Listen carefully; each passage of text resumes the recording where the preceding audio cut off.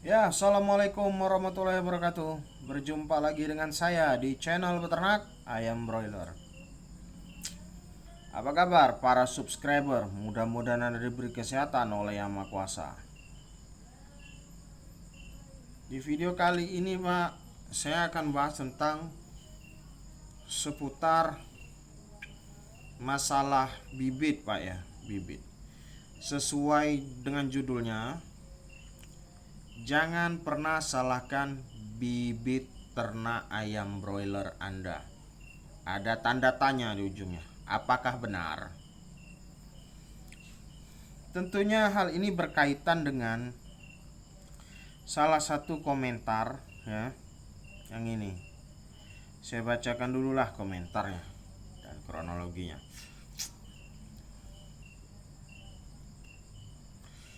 Oke.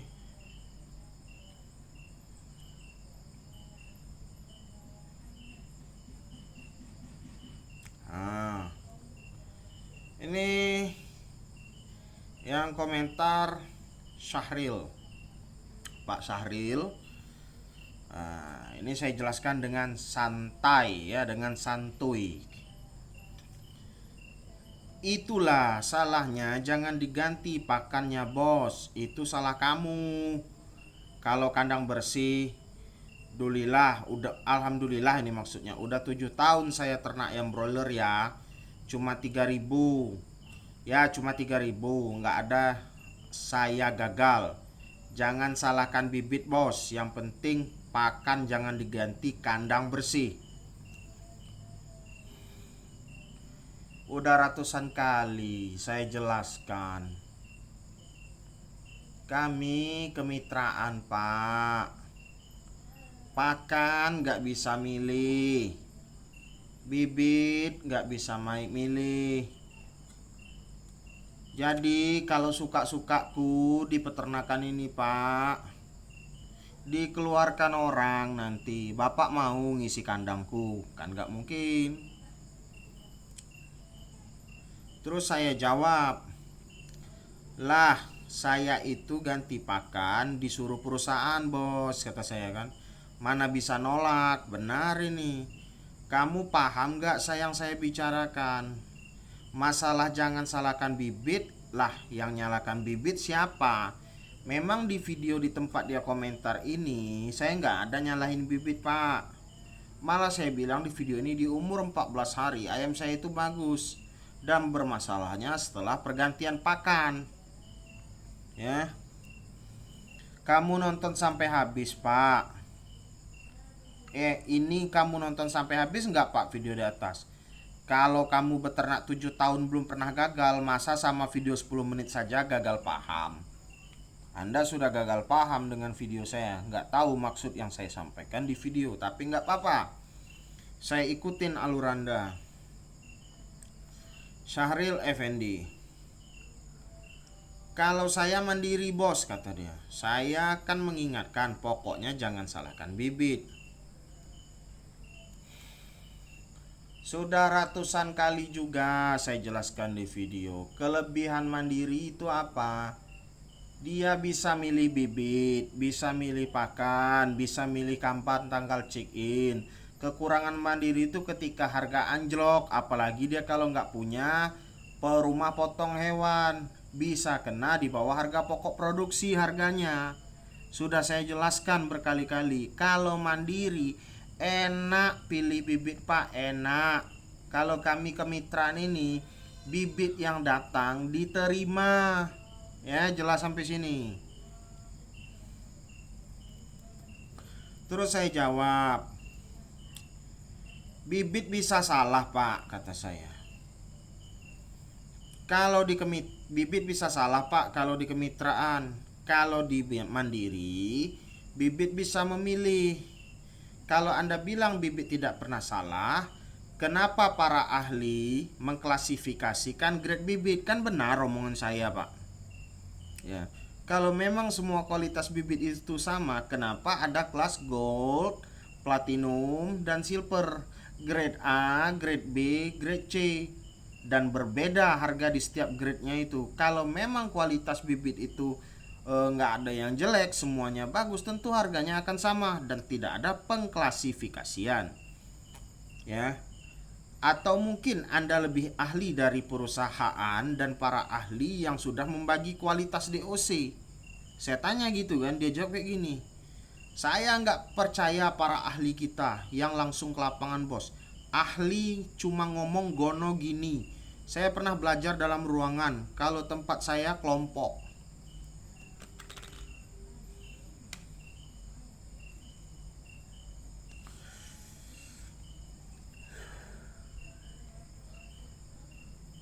Pak,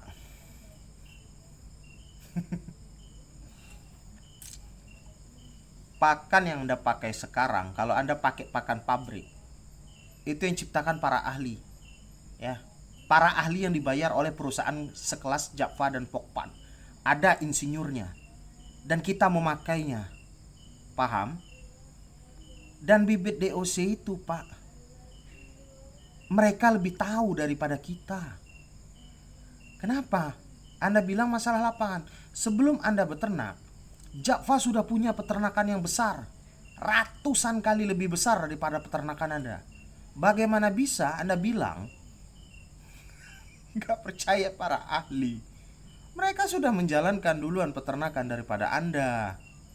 Ya, itulah yang kita pakai. Dan sekarang, kalau memang Anda bilang kualitas bibit, jangan pernah salahkan bibit. Peternak komentar di bawah sini, ya. Pernah nggak ngalamin kejadian ayam broiler DOC itu dalam 3 hari matinya ratusan? Terus mau disalahkan manajemen kayak gitu. Padahal pemanasnya sudah cukup, pemberian pakan pun sudah cukup, vitamin sudah bagus diberikan. Tiba-tiba ayamnya mati banyak.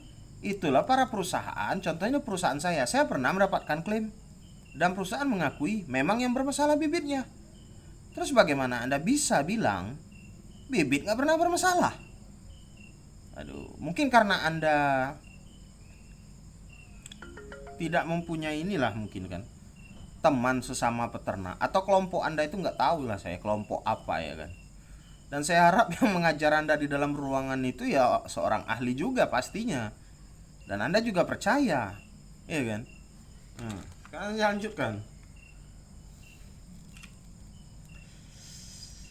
Aduh. Terus saya jawab, bukan masalah percaya pak, tapi kenyataannya seperti itu kata saya ya. Misal Java memproduksi DOC bibit, mereka memberikan harga berbeda di setiap bibitnya. Grade gold berbeda harganya dengan silver, jelas. Anda beli bibit gold ya, MB itu kan ada gold, silver, platinum, itu beda harganya pak. Kalau memang bibit sama, tentu tidak ada perbedaan harga. Nih saya kasih tahu ya. Terus saya bilang, ke lapangan mana yang Anda sebut? Orang Java Pokpan punya peternakan sendiri pak. Kenapa saya sebutkan di sini Java dan Pokpan? Karena rata-rata kita memakai Java dan Pokpan bibitnya.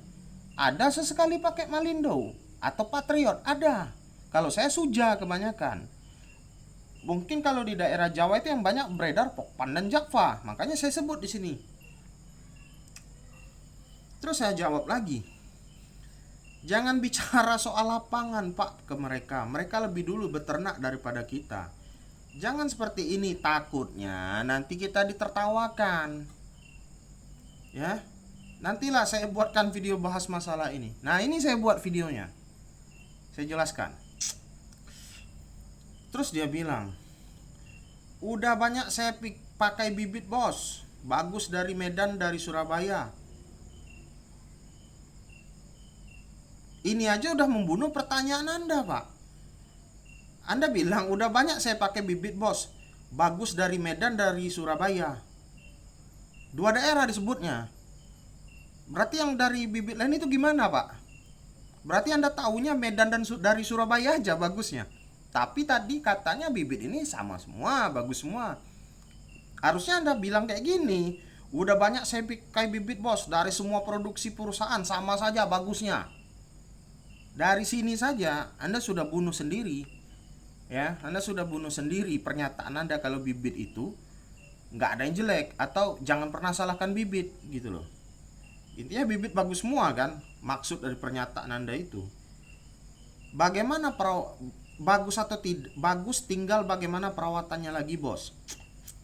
Kalau kandang saya tertutup semua, bos, nggak ada yang boleh masuk kecuali ABK kandang, dan saya udah 7 tahun. Hebat, saya buat kecuali mau panen. Udah paham lah, bos, supaya apa saya kayak gitu. Aduh. Tujuan saya buat YouTube ini mengedukasi para pemula. Ya, Pak ya. Mengedukasi para pemula bahwa peternakan ayam broiler kalau Anda jalani tidak semulus Bodi Maria Ozawa, tidak semulus jalan tol gitu loh, Pak. Makanya saya buat makanya saya buat edukasi. Ya, ada istilah di peternak kita. Keberhasilan itu 60% dari sapronak. Sapronak itu sarana produksi ternak, baik pakan maupun bibit. 40%-nya manajemen. Itu istilahnya, Pak. Ya.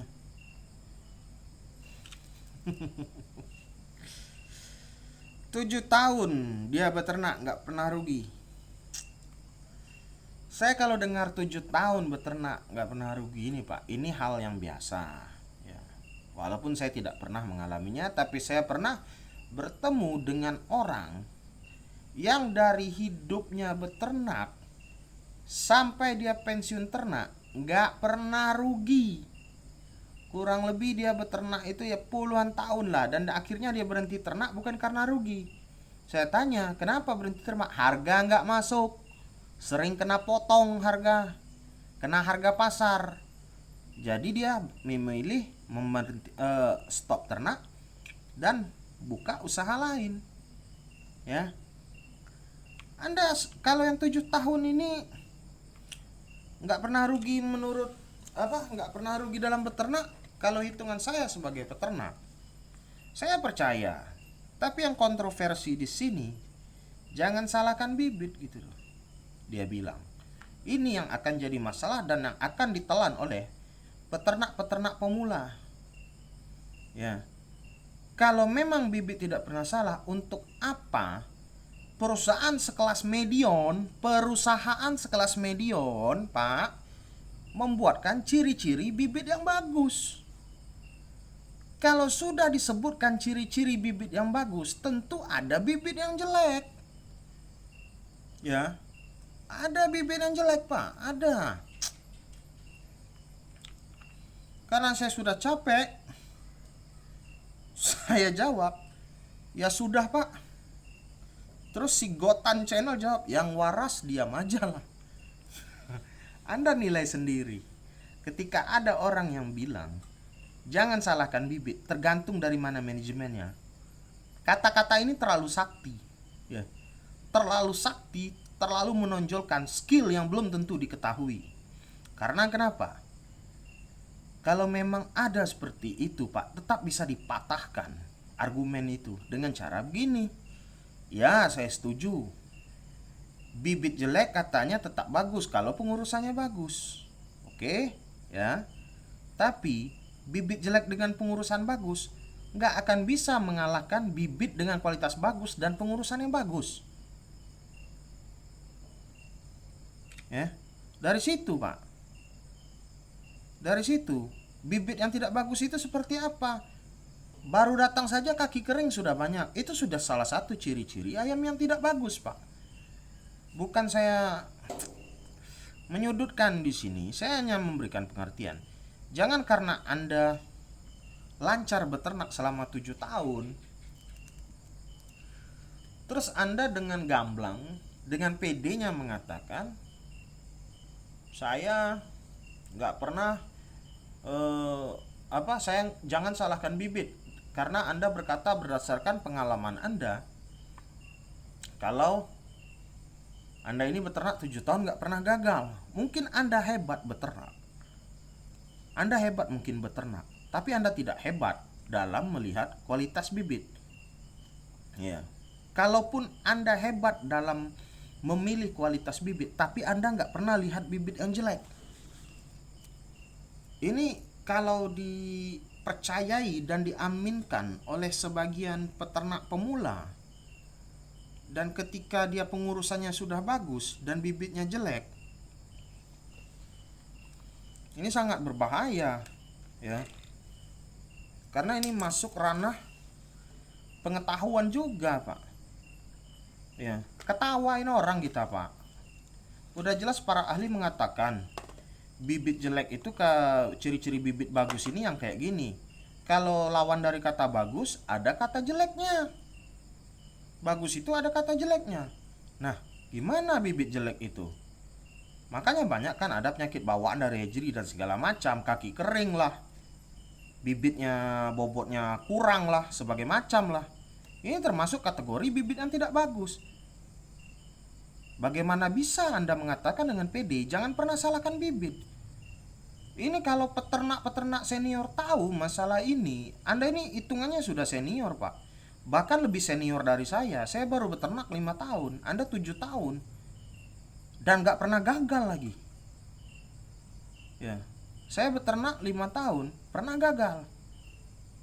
Tapi ada juga pepatah yang bilang,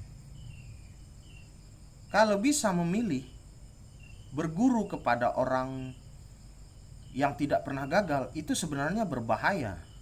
Ya. Karena kenapa? Dia tidak pernah merasakan sakitnya ketika dijatuh.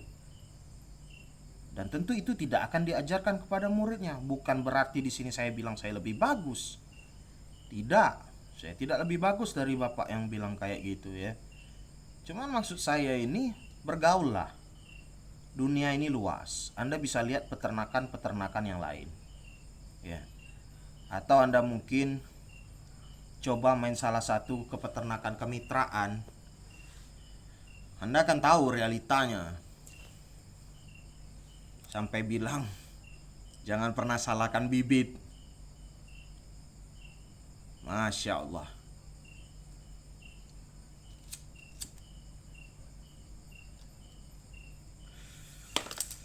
Setelah video ini silakan komen para peternak kawakan yang sudah kapalan di peternakan. Bagaimana Anda menanggapi komentar jangan pernah salahkan bibit. Ya, tapi kita tetap komentarnya yang sopan. Sekian dulu dari saya dari channel Beternak Ayam Broiler. Assalamualaikum warahmatullahi wabarakatuh.